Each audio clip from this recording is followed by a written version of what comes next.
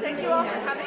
I've been working together with a group of committed faculty and students to plan this event, and we want to welcome you to this important set of presentations and the conversation following, both what happens today and into the future. This event builds on a session held this time last year titled Gender Diversity, which was facilitated by Tamara Franz-O'Donnell, the Atlantic NSERC Chair for Women in Science and Engineering. We would also like to acknowledge support of the Dean's Office in the Faculty of Pure and Applied Science, which is allowing us to have pizza afterwards. There are a few other people to specifically welcome, including Melissa O'Brien, the ASU Equity Officer. If you could raise your hand. Thank you. Excellent. So this event will be in two parts. The first is a series of presentations, and the second is a discussion of the questions and issues emerging for you from the presentations, including what are the next steps we need to take on campus. So, the first part will include photographs showing us some of the past and current leaders at Acadia. And when you watch these, consider how we can support more women to take on these roles. A sharing by Zoe Tustin, thank you, an honors history student on the history of women in science at Acadia. Dr. Randy Newman will speak on women in science, why are there so few? Dr. Zelda Abramson will share information on the hiring of women faculty since 2009. And we'll hear a video from an Acadia graduate, Lauren Dalbell, about experiences she had as a science student. The second part, after the speakers, we'll finish the session with what we know will be a spirited conversation relating to the issues that emerge for you. As you watch and listen, please consider the following questions, which you also have on this sheet of yellow paper that was handed out as you entered the room. What are the key questions that are emerging for you? What are the most significant issues you are hearing? And what bold steps do we need to take at Acadia to answer the questions and address the significant issues? So we're hoping you can jot down any notes to yourself on the paper during the presentations, and then we can discuss them during the discussion section.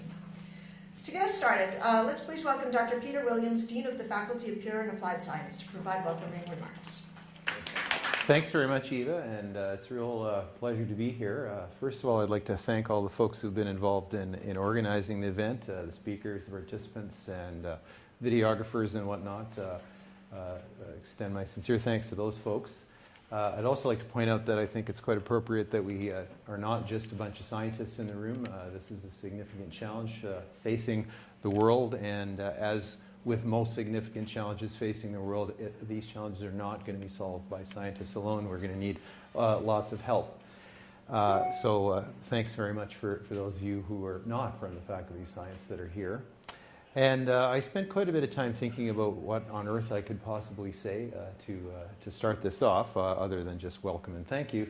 And it struck me that, well, one thing one could say would be, well, why is it important for women to get involved in science and in engineering? But in many ways, I think certainly probably all of us in the room are on board with that message. It doesn't really need repeating. And in fact, I'd like to be a little bit more optimistic and think that probably everybody's on board with that message, that the advancement of the causes of women, feminism, etc., have come along far enough that most people in the world agree and understand that this is a good thing. It's probably true that we could find some people around that do not agree with that, but I think we're never going to get 100% buy-in on any particular issue. So apropos of Eva's request asked us to think about what we'd like to talk about later, rather than talk about some of these why questions, why should we get more women involved in science and engineering, it might be more interested to talk about the how questions. How are we actually going to go about doing that? So if I can tilt you in that way at all, that would be my plea. So again, thanks to everybody for coming. Welcome. I'm sure it's going to be a fascinating session.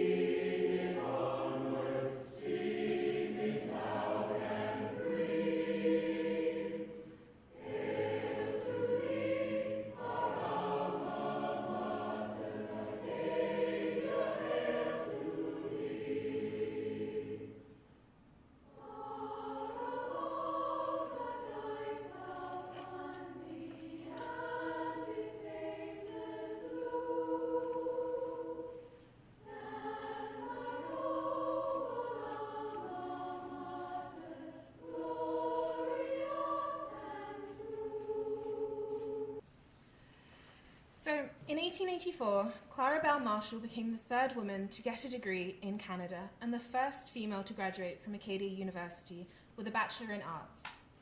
She crossed the stage 46 years after the university was founded.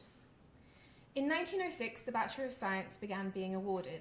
The system works differently than it is now. Then it was more common to get a BA even if you were studying chemistry, as it covered a broad spectrum of subjects. Nevertheless, 18 years after the first Bachelor of Science was awarded, Amy Knight Prescott became the first woman to achieve a BSc in library science. Men from Acadia had been successfully entering the engineering profession since 1909, but it took a further 50 years before a woman achieved the same qualification. Acadia produced its first Rhodes Scholar, Roy Elliott Bates, in 1905, but it took 80 years before a woman, Michelle Genge, joined this esteemed list. This was 101 years after Clara Bell Marshall crossed the stage. What is evident from the broad view of history of women in science at Acadia is that they started off on uneven educational footing, behind men and with little support, and have steadily been trying to bridge that gap ever since. Instruction in science at Acadia began in 1840, but it took a few years before it became specialized. A biology course can be found in the 1854 course calendar, and one in chemistry follows shortly after. Carnegie Hall was the first dedicated science building on Acadia campus and opened in 1909 to meet this changing enthusiasm for an education in sciences. When biology began as part of the curriculum, there was only one microscope, limited laboratory space, and courses were only offered in physiology. Over time, as the department expanded, courses were added in zoology and botany. These courses, especially physiology, were seen as vital and were required classes for all freshmen. Dr. H.G. Perry was appointed the first professor of biology in 1910 and worked hard to organize the department so that it could accommodate for the growing number of students taking an interest in the sciences. Many more faculty members joined as the demand for classes increased. Dr. Muriel Roscoe began teaching in 1926, becoming one of the first female professors at Acadia, and when Patterson Hall was built in 1960, it was under her direction. In the same year, Acadia published a document detailing the first 50 years of biology at the university. Despite the department being home to a large number of female students, only 4 of the 30 extraordinary graduates named were women. Home economics became synonymous with women in science at Acadia. It was first introduced in 1901 as an experiment in practical education, and by 1926, home economics was made part of the university curriculum, and in 1928 became its own school. The department evolved over time. It started off as part of the seminary as an extra course for young ladies to prepare women for their futures as wives and mothers, to learn the skills that they were not learning at home. Gradually, nutrition and dietetics became the biggest part of the school, and then the only part, and then the whole school itself. As dietetics internships became more available, Acadia graduates whom hospitals and schools saw as knowledgeable and respectable scientists quickly took them up. The argument about whether women should be present at the university was hotly disputed by the community of Wolfville and the students. President of the university, Artemis W. Sawyer, told women who were being allowed to attend lectures, "You must not consider yourselves members of the college, young ladies." In 1897, a male student in the Athenaeum wrote, "In 9 cases out of 10, the women who seek the higher education come out a physical wreck." Overall, the Athenaeum was a pro-co-education publication, but this does not mean that they were always as open-minded as they suggested. There was an idea, at least in the very beginning, that women could not compete with men or work alongside them. There was a fear that women would get ideas above their station outside the home. So while women were not physically barred from entering the school or gaining an education in the sciences at Acadia, social pressures and stereotypes had enough of an impact to deter many promising female scholars.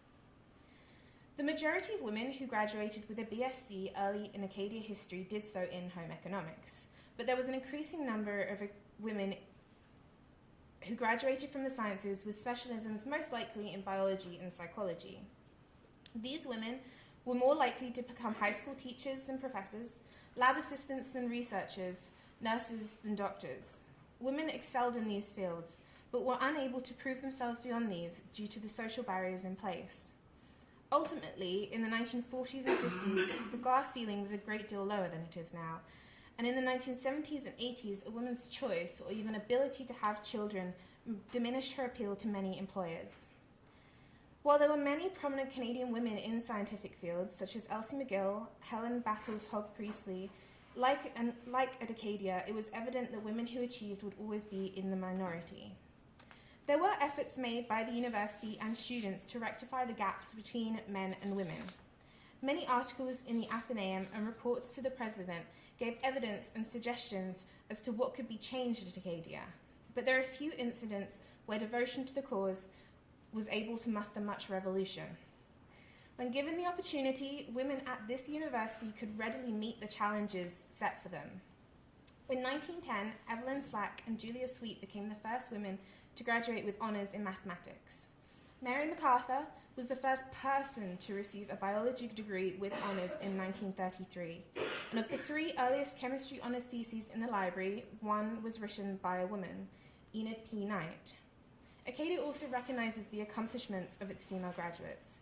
In 1982, the Biology and Research Centre was named after Dr. Muriel Roscoe of the class of 1918 for her key role in establishing the reputation of the biology department. What is evident from the historical research is that there is an evolution in women's achievements and what is considered normal in the university. These developments at Acadia have taken time and are unfortunately always behind those of men. However, when given the opportunity, women continue to prove their excellence and equality in science. Looking at the current day climate for women in science and continuing the question of gender stereotypes and biases in this field is our next speaker, Dr. Randy Newman. Okay. So what I would like to do is sort of walk you through some of the reasons for the lack of women in science. And some of these will be obvious to you, some will be less obvious. And I certainly agree with Dr. Williams that we need to think about how we tackle some of the problems that I will mention. One of the more obvious ones I think that people think of is sort of overt or explicit discrimination. And this was something that was quite prevalent in the 1960s, 1970s. And there was a woman who spoke about her experience at an Ivy League university in the United States. And she described how the graduate level courses were segregated according to gender. So females in one classroom and the potential male professors, scientists in another classroom. And her male professor came in one day, it was their first day of class, and he said, "Welcome, you are here for 2 things. Number 1, you are here to become the best research associate you can be. In other words, don't expect to ever run your own lab. Number 2, to marry one of the male scientists down the hallway." And that actually happened quite a lot, that the women would marry one of the male students and would continue to work alongside them for their entire careers, often not receiving anywhere near the same credit as their husband did for the work, even though they would be on the publications. That type of explicit bias we don't see as frequent today, but it certainly still occurs. I was reading a blog from a female doing her PhD in mathematics at MIT, and she said she still remembers when she was accepted to MIT, she had found out, and obviously this is a high honor, however, several people felt the need to bring her down by saying, well, you know, they did need to reach their quota for accepting a certain number of women. This is something that we all have to call out. There's no reason for this in today's society, and it's something that we need to call out when we hear it. Now, some women sort of ignored the messages they were hearing, and thankfully, some did apply for those positions. And I think that, you know, I want this talk to be positive, because there are some positive things to think about. As a proud alumni of Mount Allison, I would be remiss if I did not mention the first female to graduate with a Bachelor of Science in the British Commonwealth. And that was Grace Annie Lockhart. And Mount Allison actually also graduated the second woman in the in Canada with her Bachelor of Science degree. This was in 1872, so a number of years before Acadia. The second woman here is considered to be Harriet Brooke. She's considered to be the first first female nuclear physicist in Canada. She actually worked in the laboratory of Marie Curie. However, she left science in 1907 when she was married, because at that time it was considered unacceptable for a woman to work when she was married. It didn't matter that she was in science, it was just considered unacceptable. A few of the other women here, I think most of you will recognize Dr. Roberta Bondar, first Canadian female astronaut. This woman has, I believe, 5 university degrees, 22 honorary degrees, including a PhD in neuroscience, as well as her medical degree, and her medical training was a master. Here we have Dr. Connie Eves. She's a leader in stem cell research and the co-founder of the Terry Fox Research Institute. Vina Rowett, she may not be as familiar to some of you, but she was actually the first female to graduate with her electrical engineering degree at Queen's University, and she is huge in the field of telecommunications in Canada. She actually just retired a few years ago. Who didn't I mention? My hero. This is Brenda Milner, and she actually is 96 years old. Did her PhD with Donald Hebb. Some people will know Hebb because he's from Nova Scotia. And she worked her entire career at McGill. A lot of people think it's a travesty that she has not been nominated for the Nobel. There's still a few years left. But she's famous for basically starting the field of cognitive neuroscience, and her work on memory and language continues to influence researchers today. So some did apply. But unfortunately, they weren't the norm. And even today, we continue to deal with the underrepresentation of women in science. And what we specifically see is women dropping out of science as they progress through their career. And this is often described as a leaky pipeline. So here's some data from Statistics Canada. This is the most recent data that I could get for you here today. But basically what this graph is showing you is that if you look in particular in the life sciences, there is actually a higher percentage of female graduating with bachelor's degrees and master's degrees in the life sciences than there are men. But you will see there's a bit of a leak in that pipeline as women progress to the doctorate degree. So there's fewer women graduating with a doctorate degree. You see that same sort of trend in the math and physical sciences. Interestingly, in engineering and computer science, overall there's just not a lot of women, number one, but you don't necessarily see that same leak going out to the doctoral degree. Now, if you actually look now at that next step in a career, let's say they stay within the academy, so they go to apply to a faculty position, this is where we see the biggest leak in that pipe. So remember that we have, 50% of women graduating in the life sciences, which includes biology. And in this graph, it also included psychology.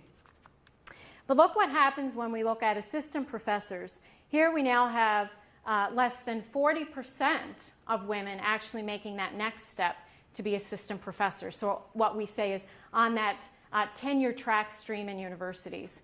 And then, again, there's a continued leak of that pipe because fewer and fewer women achieve the status of associate professor, and then fewer still achieve the status of a full professor. You see that same trend in other categories such as engineering and math and physical sciences. Now, this sort of purple-colored bar here, you'll notice that's referred to as other rank. This other rank category explains in large part what's happening to the women who are graduating with those doctoral degrees, and in some cases the master's degrees. Where are they going if they're not going along the tenure track, but they're staying in the academy? Well, they're going into these other ranks, and these other ranks are the non-tenure stream positions. These can be CLT positions, so non-permanent positions. They're contracts, maybe a year, maybe 3 years if you're lucky. Some of these would also include instructor positions, which at some universities are not necessarily a permanent position and can also operate on a contract basis. So this is where many women are probably going. So what does it look like in industry? I do apologize, the data is a bit older here. The gap may have narrowed, but I suspect that it's still quite large. And so what you'll see is across the different degree levels, you can see that far, far fewer women are represented in research science type careers. So this would be biotechnology, for instance, or in engineering fields. So again, we see that leaky pipe continuing in science. So why does this happen? Why does the pipeline leak? So I've already mentioned overt discrimination, but there are some other things that are important to think about. And the first one that I'd like to mention is this idea of cultural messaging. Children start to form their gender identities at a very young age. So their idea of what a boy is and what a girl is largely formed in that age range of 3 to 5 years. But as a society, we actually do a lot to message about what those genders should and shouldn't be, even sometimes before a child is born, by sort of looking at what color paint should we choose for a nursery. And then we inundate children and parents with these messages and toys and bed sheets and books, I mean, you name it, and even in clothing, okay? So this actually article appeared in the Chronicle Herald, I think it was yesterday, where Target is selling these t-shirts. So this is the female, it's supposed to be for the young girls, babies, sorry, I only date heroes. These are onesies that babies wear, and here's the boys version, the future man of steel. It's also the case that studies have shown that parents actually also talk to their children very differently depending on whether they're a girl or a boy. So girls, oh, you're so pretty, and boys, oh, you're so big and strong, when they can barely lift up their own head because they're 3 weeks old. Okay? Now, what's the problem with these types of messages? Well, because these types of messages are so pervasive in our society, they influence, obviously, children's sense of their gender identity, but they also influence teachers, other caregivers of the child, and also, obviously, parents. And the negative consequence here is that children start to form an idea of what girls should be and what girls should do, and also, I mean, the same thing happens to boys, what boys should be and what they shouldn't be. And one of those things, in particular, that seems to happen with girls is that this type of messaging can lead to girls feeling like maybe they can't do science, and in particular, that they can't do math. And not surprisingly, the retailers, major retailers, have caught on to this type of cultural messaging, and they continue to make sure that we don't forget about it. So these are t-shirts that were sold by very large retailers that many of us probably shop at.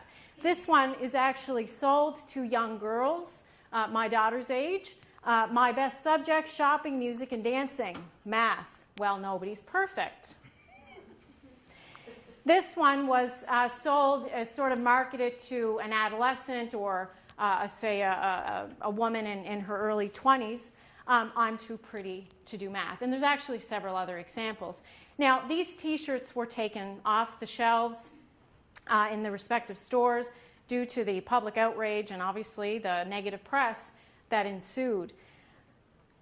The idea that girls can't do math isn't cute.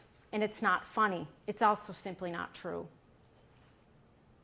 So there's this idea that some people have, I think years ago, the president of Harvard actually sort of had this idea that, there's more men ending up in faculty positions, in particular mathematics, because, well, men are just better at math. In particular, there are more men performing at that extreme right tail of the distribution. But let's think about that a little bit. Do males have is there a biological difference that allows men to somehow do better at math? I really like this study. It's not the only one out there. But this particular study did a cross-cultural analysis of math performance. And what they found is that in some countries, I believe one of them was Czechoslovakia, Bahrain was another one. What's the one, Carmen, I couldn't pronounce? Tunisia. I was having trouble with that. I have trouble with that. Tunisia. There's no gender gap at all. There's no gender disparity in math performance in these countries. That's true if you look at the mean math performance, and it's also true if you go those with extremely high mathematical abilities. Now, the U.S. does show a gender disparity in math performance, but it's important to realize that that gap has narrowed considerably over the past 30 to 40 years. So let me give you an example of that. An SAT score of 700 or higher by the time you're 13 years of age is considered very, very good. You're considered to be, have extremely high mathematical ability. In 1970, you would have 13 boys to 1 girl falling into this category. Today, you would have 3 boys to 1 girl falling in that category, and it will continue to narrow. We also graduate 30% of women now with PhDs in the mathematics, whereas 1960s, it was only 5% females. The very fact that we are seeing these gaps narrowing, and the fact that in some cultures we don't see any differences, was argued by these individuals, and certainly makes sense to me, that any difference in mathematical performance between girls and boys is being culturally driven, not biologically driven. One of the reasons, perhaps, that in the United States, and I believe in Canada, that you continue to see a persistent math difference, in particular at the right tail of the distribution, may have something to do with stereotype threat. Stereotype threat is something where an individual feels a fear of confirming a negative view or negative characteristic about their particular group. So in the context of females in math, it works something like this.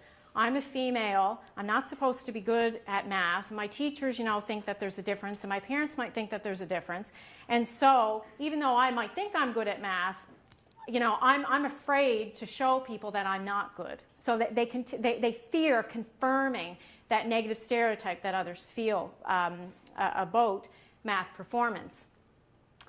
Now, let's look at a study that actually looked at stereotype threat, because I think there's a good news story here that we can think about moving forward, and that it's been shown that negative stereotype threat can actually be alleviated. So in this study by Spencer, Steele, and Quinn in 1999, they gave female and math students at a university, I think it was the University of Michigan, and these were individuals who had scored above 85% on the SATs. So they had demonstrated high math abilities. And on an easy math test, there was no gender difference. However, on a more difficult math test, there was a gender difference. The males had performed better. So in a follow-up experiment to that, they tried something. They go in, and before the students write the difficult math test, they say to one group, there's controversial research saying that there's gender disparity in math performance. On this test, there is no gender difference. The other group hears controversial research, blah, blah, blah, and actually this test has been shown to produce a gender difference. What they found is that when you alleviate or tell the students, the female students, that there is no gender difference, there ends up being no statistical difference in their math performance. However, for that group that believes there is a gender difference produced, you can see that the women are actually underperforming. And it's believed that that underperformance is because of stereotype threat. There's also something very important that can alleviate stereotype threat, as opposed to telling your students that there's no gender difference on an exam, and that is role modeling. It's actually been shown in research that if females have a female mathematics professor, the idea that here they have this competent female modeling high mathematical ability has been shown to alleviate any type of gender differences on tests. So the importance of role modeling and mentoring cannot be overstated. Something that's been getting a lot of attention over the last decade in terms of trying to explain the gender disparity is something called implicit bias.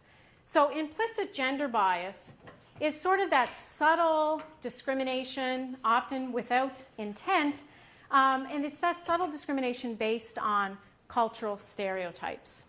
And in this particular study, I feel they have demonstrated implicit gender bias better than probably any study I have seen. In this study, the researchers handed out job applications for a lab manager position to lab heads, so principal investigators of labs, both male and female. And they asked the lab heads to rate the job applicant for how much mentoring they deserve, would you hire them, what would be their starting salary, and also their degree of competence, as demonstrated strictly through the materials in their resume and whatnot. They manipulated one key variable. Half of the applicants had a female name, half of the applicants had a male name. They get the ratings back, and what they find is that the females are given a lower salary. I can't remember the exact figure. It was in the thousands of dollars in the difference. They were judged to be less competent, less hireable, and deserving of less mentoring than the males were. I think one of the most shocking aspects, though, of this study is that the male lab heads and the female lab heads were just as likely to show this type of bias. So female lab heads, female scientists, were not immune to implicit gender bias. So I think moving forward, we really have to think about how we are going to develop strategies at Acadia to minimize this type of implicit bias. Because if you take this to the next step in young women's careers, if the female and male lab heads think they're deserving of less mentoring, then maybe they do get less mentoring and they're not as well prepared for that next step in their career path. Another study that looked at this issue, I thought it was really interesting. I'm interested in linguistics. Here they did a linguistic analysis of reference letters for a faculty position. I think it was in biochemistry. And what they found, it was subtle, but it makes a difference. Words make a difference. The males had much stronger adjectives to describe them. You're superb, he's remarkable. The females were described very positively. However, the adjectives were often what they called grindstone words. She's hardworking, she's conscientious. The difference is subtle, but what the authors of the study argued is that it would almost seem that the males, based on these type of adjectives, these stronger adjectives, might have more natural ability than the females would have. Similar studies have found females are often used, described with sort of more caretaker type of words. She's friendly, she's nice, she's always smiling. What does that have to do with her abilities in the lab? So again, reducing or eliminating implicit bias is really important moving forward. Another issue that sort of colleagues of mine have identified as being really important is the image that females often have of a scientist. The idea of a person sitting in a lab late at night working on an experiment that only they care about, and maybe one or two other people in the world. So this idea of the lone scientist image. Many women have a desire to have an impact, often on the health and wellness of society, whether that's at a small community level or on a much more global level. And so one thing we might think about, and some universities actually have started doing this, is in recruitment material, being certain to sort of show that side of science that is highly collaborative in nature, how different fields such as physics and mathematics do impact society in a very positive and meaningful way. One of the factors that is often pointed out to be the dominant cause for the leaky pipeline is that of motherhood. The idea that women really want the career that provides them with that optimal work-life balance. And so the question that many female scientists struggle with is mother, to be or not to be. And when we look at, it's interesting, when you look at female academics, they are less likely to have children than women who spend arguably just as much time throughout their university training. For instance, physicians. Female physicians are much more likely to have children than female academics. And so we could ask ourselves, why is that? And a former professor of mine, Dr. Shelley Adamo, did a really interesting paper on this. She sort of did her own analysis. It was based on the biological sciences, which is her field. But the gist of it was, she said, well, is it the hours worked? Is that the difference? And she found no, because actually female physicians work on average more hours than a female academic would. What about stress levels? Again, no, female physicians actually have objectively higher levels of stress than do female academics. So what is the issue? Well, I thought her suggestion was interesting, and that is the timing of the most competitive period in your career progression. For females that go into the medical field, the most competitive point in your life will be applying to medical school. Okay? That's when your odds are the lowest. The next point, and really this only depends on what type of specialty you go into, would be the applications for residency. However, females applying, say, for a faculty position, that's largely your most competitive time period. And truly, the competition continues after, as you have to publish papers in order to get tenure. And so the very point in time when you were hitting the most competitive point in your career is exactly when it would be optimal for you to have a child. And it's interesting, there are studies that have shown that 30% of female academics who have not had a child regret that choice. I think that there is a lot to be said, sort of, at least I can speak from being a faculty member, where we can be positive, because the reality is there are good things about having children being a female academic. Flexibility. I had to take my daughter to an allergist on Monday. Fortunately, I didn't have classes, so I was able to do that. There's a lot of careers where you don't have that type of flexibility. And so I think it's important that we always sort of send that message of there are positives. I think that one of the things, too, as an institution where we have to think about this is developing family-friendly policies. Obviously, institutional childcare is critical. Women tend to be more concerned about childcare than do their partners. The other critical thing, too, and I would just say this advice to really anyone thinking about having children, is make sure you choose your partner wisely, because if you want to marry someone who is interested in being a parent, is interested in just being a babysitter, then you are going to struggle to find work-life balance.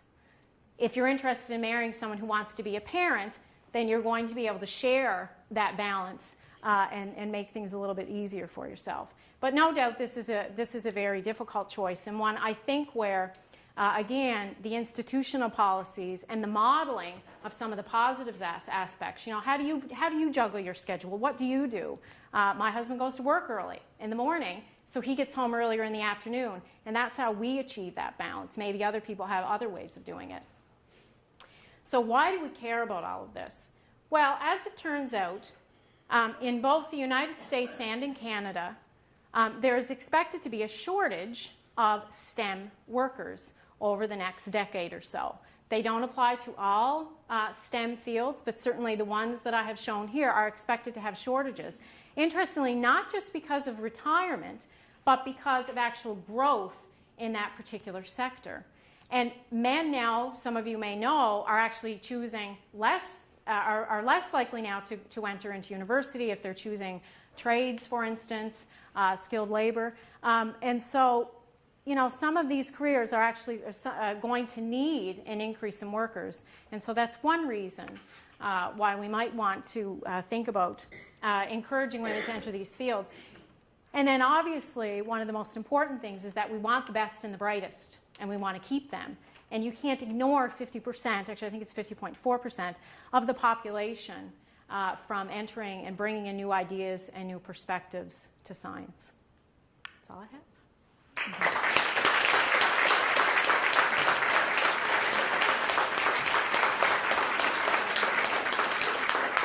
Do I take questions now or introduce Zelda?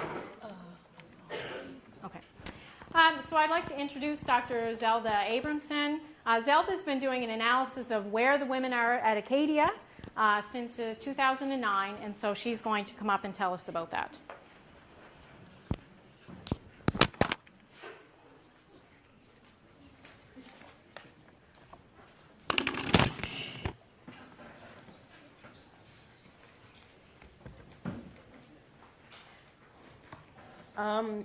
Since actually before 2009, since about 2007, the Alpha Acadia University Faculty Association Women's Committee has been tracking the status of women at Acadia University. Many of the charts and figures you will see here is based on the most recent figures we have, and that's 2012-2013 data. So to begin, I will be going between the status of women faculty in science and the status of women faculty at Acadia more generally, and I will begin with the status of Acadia more generally. What you see at first is you see 59% male, 41% female. You say, not too bad. I think, Randy, you said it was around 40. You would think it would be better. You said 40 in the sciences. And however, at a closer examination, you see distinct differences. So if we chart these differences, what you get is an inverse relationship between rank and gender. That is, the higher the rank, that is, if you're in tenure and tenure-track positions, the fewer women there are. So to have true equity, the lines would be two lines that appear to be one, but we do not have that. So if we look at rank by gender, and again, this looks at tenure and tenure-track position, we see a very different story. We see that, in fact, 30.2% of the faculty are women, while over 60% are male. Breaking this down further, and we look at it by faculty, we see that in the sciences, or FPAS, only 25.8% are female compared to 74.2% are male. Arts is almost 39% female, 61% male, and professional studies 26.2% female and 73.8% men. So if we look at women professors in science at Acadia, this is what we get. And this is where I would generally say, what do you see and how do you explain the differences? But since we don't have time, and you'll have to talk about it later, what I'm going to say to you is we're having a genderizing of professions in the sciences at Acadia, where clearly psychology has the most female professors at 6. So how does Acadia compare nationally? And this, it refers again to Dr. Newman's talk. Well, we greatly favor men at Acadia, more than other places in Canada, and we are much lower than the national averages across all faculties in terms of women in tenure or tenure-track professors. So what I did is, or what we did at Alpha W is we tracked the number of hires since the beginning of time. And although it's, and beginning of time was 1974. That was since, okay, let me explain that. That was since the union started at Acadia, so we have the data. So 1974 was the first hire. Unfortunately, it's not as clear as it is on my computer. But what you see is you see a peaking of female faculty being hired at 2006, and then what you see is a steady decrease. And although we've been in a bit of a hiring freeze, it's again relative to female to men hiring. So I compared this to what is going on in science, and what we see after 2007, we see some blanks next to the men saying that there have been overall very, very few hires. And in fact, what we look at, if we go to Acadia more generally, we see that there have been proportionally fewer hires. We've really, instead of increasing the number of women, we've been decreasing the number of women. Only 22.7% of women have been hired since 2007. And the situation in sciences, in FPAS, is most disconcerting, with 1 of 8 hires since 2007 has been women.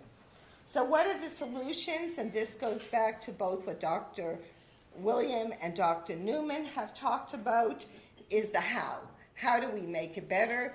I will only offer one and leave that for your discussion later. But last Christmas I said to my partner, enough, I'm canceling Christmas, let's go to Paris. So we did that. We went to Paris. And it was amazing, but that's not why I'm bringing this here. But what happened was, as we were walking through Paris, we saw these huge posters everywhere. And in this poster, it basically translates and says, 140 scientists speak to you about science in a way you have always dreamed. And it's about women and science. And they were huge. They were, you know, huge posters and covering a whole wall. So one of the solutions is we need to start at the top. We can't start at the bottom. We've been tracking this data for almost half a decade more, and the change, there's no sign of change. We need the change to begin at the top, at the university level, or even higher. Thank you.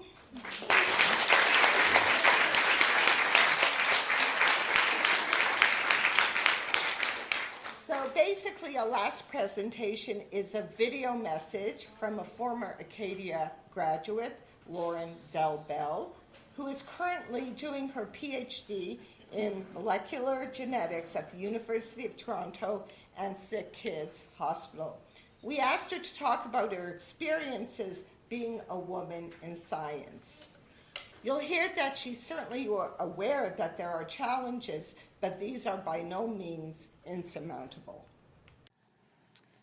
Hi everyone, my name is Lauren Delbell and I am a 2010 Acadia graduate. And when I was at Acadia, I studied biology and I completed an honors thesis in the field of evolutionary genetics. So when I was at Acadia, my first few years, I always imagined that I would go to med school and I'd become a doctor. But having experienced a little bit of research during my honors thesis, I changed my mind and I decided to pursue a career in research instead. So I started looking at graduate school, and currently I'm at the University of Toronto doing a PhD in molecular genetics. So I believe strongly that my time at Acadia really gave me the tools and the confidence that I needed to move to a big competitive place like Toronto and to be successful there. At Acadia, there's a really wonderful sense of inclusion that is there. It's inside and it's outside the classroom. And when I was there, I never really thought about being a woman in science. I was really just another student who was wanting to learn and who was trying to figure things out. And around me, I saw a lot of great female and male professors. So people like Glenys Gibson and Dawn Stewart, whom I really looked up to and I learned from and I worked with them. And I never really felt like I was limited by my gender at Acadia, and I never felt unsupported. But since I've been in Toronto, I do notice that in the science world, the ratio of male to female professors doesn't seem as equal. There are definitely more male professors in my department, and I was actually curious about it, so I looked it up, and I found that there are 24 females out of a total of 96 professors, so it's about a quarter of the professors that are women. And I think that as a young female scientist, I can look at this in two ways. I can be scared and I can be intimidated, or I can be empowered. And I've always chosen for myself to be empowered.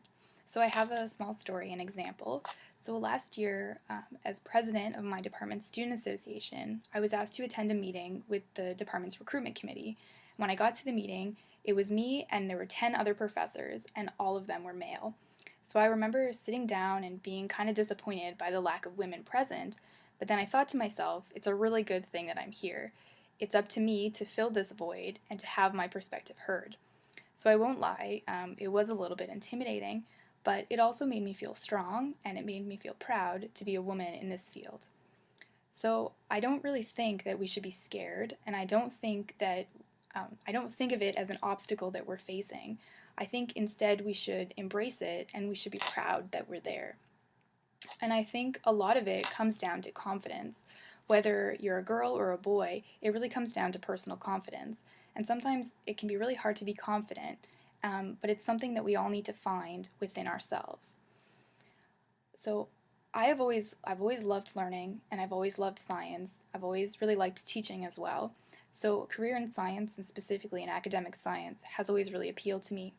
And I feel like so far I've been able to pursue the career that I want for myself. Although, like most things, at times it can be hard. And you can develop doubt within yourself, and you can question whether you're in the right place. And when that happens, you really need to ask yourself, what makes me happy? And then you just need to do it.